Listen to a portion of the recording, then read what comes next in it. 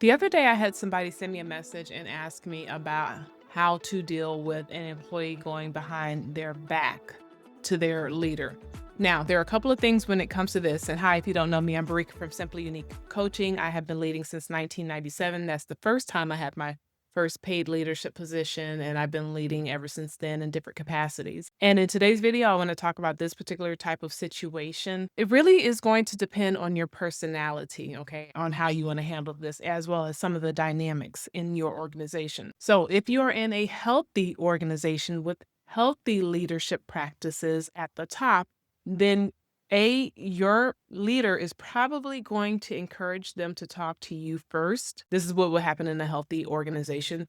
They would tell them to talk to you first about the issue. If they haven't talked to you about it, they're going to redirect them back to you so that they can say, hey, before you bring a problem to me, make sure you take it to your leader first and see if y'all can resolve it at that level. That's what would happen in a healthy organization. Now, let's say they have been talking to you about it and it is something you need to address, then well, you need to address it. Okay, that's just fair. However, let's say it's something that they've talked to you about and they're just not getting the answer that they want. And the answer that you are providing, would be supported by your leadership as well as your HR, then your leader should then back you up, as that seems to be, standard policy or procedures or whatever as far as the answer. So basically their answer should align with your answer if your answer is in line with the organization and how it runs. So that's kind of what would happen again in a healthy organization. Now, for a lot of us, I know sometimes we may have found ourselves in, other organizations that may not be that healthy. If you find yourself in a situation where you are in an unhealthy work organization, this is going to be a little bit tougher.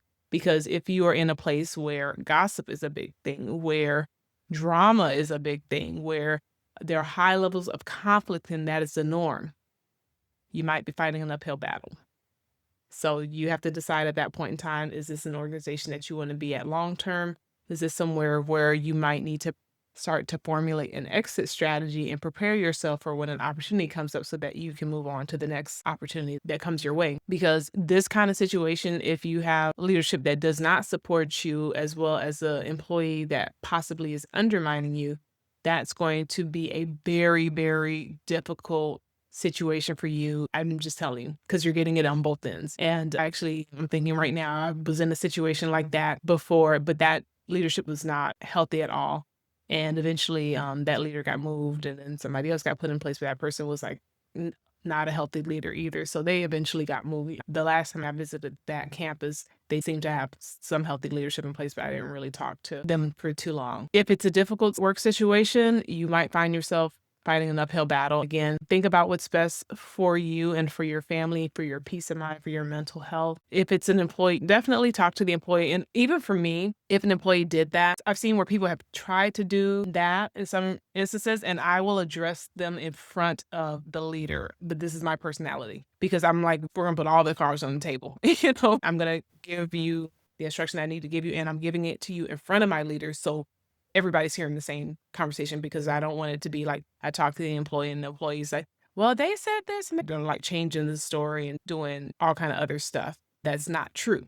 And so in that particular instance, I prefer to have a conversation in front of my leader if that's possible. And again, this is also when you have healthy leadership, when you are actually doing the right thing as a leader, you want to definitely do that. And if I'm wrong in something, I definitely am a leader that will admit when I'm wrong. So that's how you also have a healthy team. If you say, oh, we're going to do this. And the employee's like, well, why are we doing this and that and this situation? And then as you start to get more information, you realize, oh my gosh, the employee's actually right.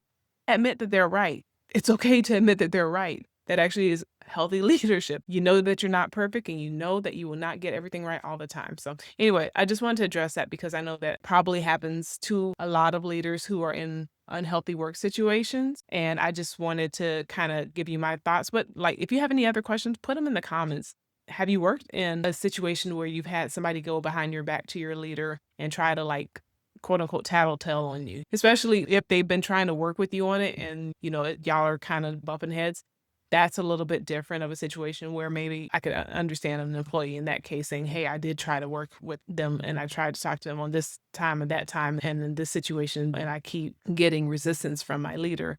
And so I'm hoping that you can maybe help intervene on my behalf, or we can all three meet together and have a conversation about it. That's what a mature employee might do. Ask for a three-way meeting where all parties involved can have a discussion on it. But again, that's if they have the right motives and they have the right heart, because you also have some that just may want to stir the pot.